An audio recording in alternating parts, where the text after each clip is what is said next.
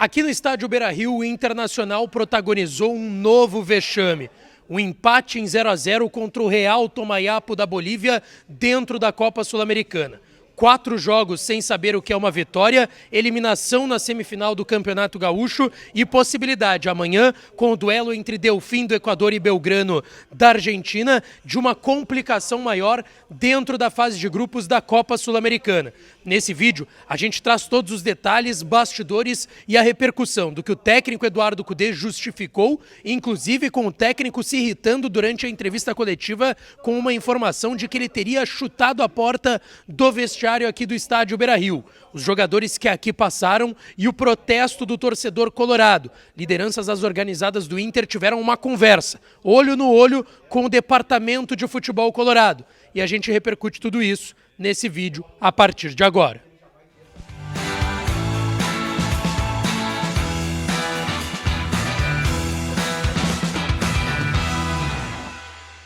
Fala, minha rapaziada, sejam bem-vindos a mais um vídeo aqui no canal a partir de agora, direto da zona mista do estádio Beira-Rio, onde a gente vai trazer um pouco mais dos bastidores e da repercussão desse novo vexame do Internacional nesta temporada 2024, o empate em 0-0 contra o Real Tomayapo da Bolívia aqui no estádio Beira-Rio, e a gente tem que falar muito sobre a repercussão dessa partida. Teve protesto do torcedor, teve uma reunião entre lideranças das organizadas com o Departamento de Futebol Colorado, e a gente vai trazer maiores detalhes nesse conteúdo a partir de agora.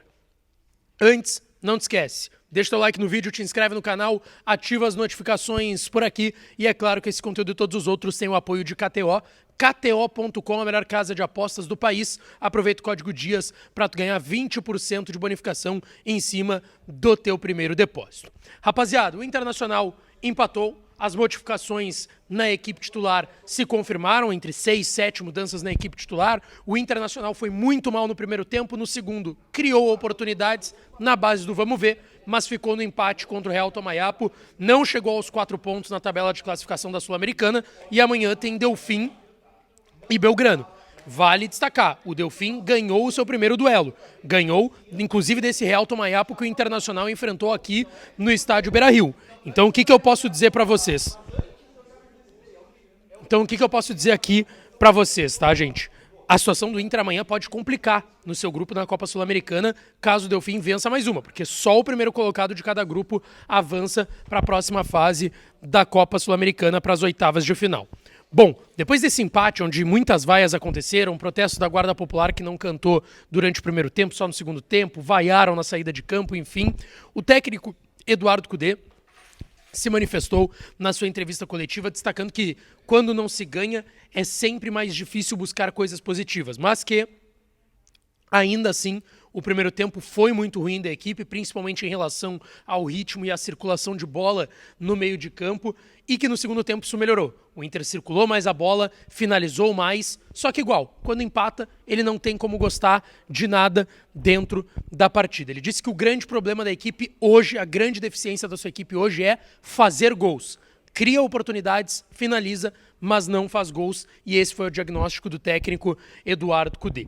Sobre ele estar pressionado a partir de 4 empates consecutivos, sendo um deles com uma eliminação contra o Juventude na semifinal do Gauchão, o Cudê destacou que a pressão sempre existe em cima do treinador, que ano passado ele ganhou o Campeonato Mineiro no início da temporada no Galo e mesmo assim nunca deixou de receber pressão lá em Belo Horizonte, que a pressão é a mesma, mas que ele tem que acreditar no trabalho que ele está fazendo, que o déficit da equipe é de fato fazer gols, que se cria oportunidades, mas se perde, mas que também o jogo de hoje era o momento para alguns jogadores ganharem minutagem, como o Bernabei, como o Thiago Maia, como o Wesley, como o Hugo Malo, e esses atletas ganharam essa minutagem, mesmo que o resultado, obviamente, não tenha agradado a ninguém. Ele disse que vai conviver com a pressão como ele sempre conviveu, que ele sabe que aqui no futebol brasileiro, a cada 4 meses, 3, 4 meses, um clube troca de treinador e que ele está dentro disso e não tem o que fazer. O técnico Eduardo Cudê também falou muito sobre essa questão de minutagem, mas sobre o que faltou mesmo dentro de campo para sair com a vitória aqui no estádio Beira-Rio. Ele falou que no primeiro tempo a equipe não chutou, mas que a sensação era que a bola não estava correndo com naturalidade e que nessa circulação de bola, essa bola que não corria com naturalidade, acabou melhorando no segundo tempo, a equipe trocou mais passes, criou mais oportunidades, mas ainda assim esbarrou no grande problema do time do Kudê, que ele deixou claro, fazer os gols.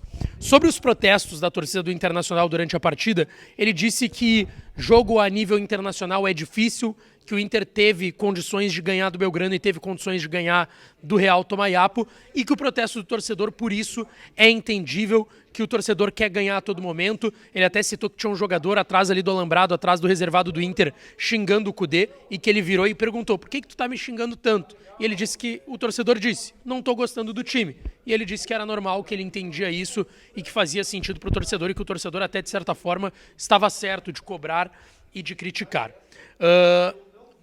Surgiu uma informação depois da partida que veio do JB, João Batista Filho, meu parceiro, colega, de que o Kudê teria ficado irritado no vestiário do Internacional, que ele teria entrado chutando a porta, que ele ficou incomodado e teve que ser controlado. Logo depois que o JB divulgou essa informação, e eu conversei com o JB, eu perguntei para uma pessoa do Internacional, e de fato me disseram que o clima lá dentro foi quente. Não me disseram essa informação que o JB recebeu, mas que sim, o clima teria sido quente no vestiário. O Kudê fez questão de dizer que isso não é verdade. E aí ele disse que é impossível, que ele não deu uma palavra no vestiário, que por isso que ele disse para o torcedor não consumir mierda, como ele já falou em outros momentos em entrevistas coletivas, que a gente sabe que ele não tem redes sociais, então se acontece algo de ser divulgado algo, ele não vê e alguém pergunta para ele, ele tem que ir lá perguntar para as pessoas se aconteceu. Daí ele deu exemplo. Esses dias falaram que o Maurício tinha pedido para sair. Eu fui lá e perguntei e me disseram, não pediu para sair.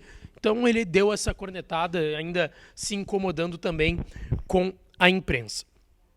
Gente, ainda assim, o protesto do torcedor do Internacional não foi só dentro do estádio Beira-Rio. Logo depois da partida, antes do técnico Eduardo Kudê conceder entrevista coletiva, cerca de 150 torcedores estiveram aqui no pátio do Beira-Rio, em frente à zona mista aqui, onde a imprensa entra, no portão 1, no estádio Beira-Rio, fazendo um protesto, alguns cânticos mais fortes, de ordem, falando que tem que ter raça para jogar no Beira-Rio, time fracassado tem que ter raça para jogar no Colorado, e aí depois chegou aqui a Brigada Militar, a tropa de choque também. Esses torcedores acabaram deixando aqui o pátio do Beira-Rio e foram para o estacionamento, aqui em frente à zona mista do Beira-Rio, no edifício garagem, que geralmente os jogadores vão passar por ali, vão ter que passar, aliás, por ali, para pegarem seus carros e irem para suas residências. Os torcedores foram para lá e depois de um tempo os jogadores seguiram no vestiário aqui do estádio Beira-Rio, demoraram para vir aqui passar na zona mista, eles são obrigados a passarem na zona mista. Os torcedores acabaram descendo e vieram para a porta da zona mista, onde geralmente o pessoal da imprensa entra aqui e sai, inclusive, para trabalhar. E aí vem o grande detalhe. Os jogadores passam pela zona mista, como vocês estão vendo nas imagens, e saem por fora para passar na passarela e chegar no estacionamento. E os torcedores já haviam saído de lá e estavam aqui na porta da zona mista. O que acontece? Os torcedores estavam esperando uma passagem dos jogadores, quem sabe por ali, quem sabe ter algum contato com os atletas.